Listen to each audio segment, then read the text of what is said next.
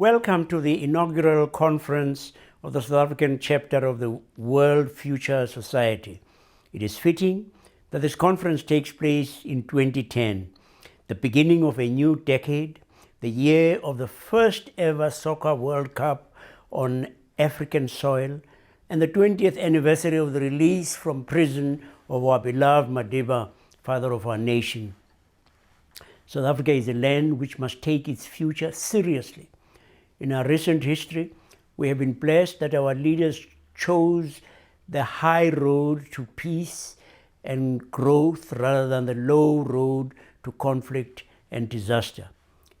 It would be altogether wrong, a slap in the face for this legacy to sleepwalk into a future which was bought at such a high price after decades of struggle. It is up to futurists and forward-looking decision makers and strategists to help to paint a picture of possible, probable, plausible, and preferable futures for South Africa.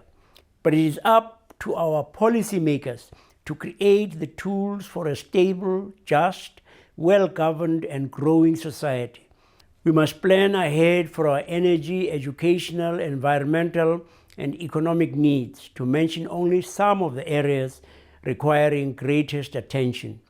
It will be a challenge over the next 2 days of the conference to look far ahead towards the South Africa of 2030. Those being born now as we speak will be young men and women by then.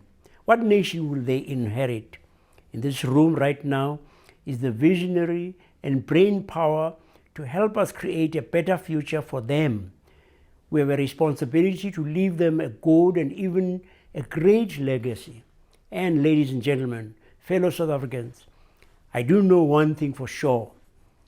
When 2030 does finally come along, there will still be rainbows arching over the horizons of our beautiful and beloved land as a sign of hope.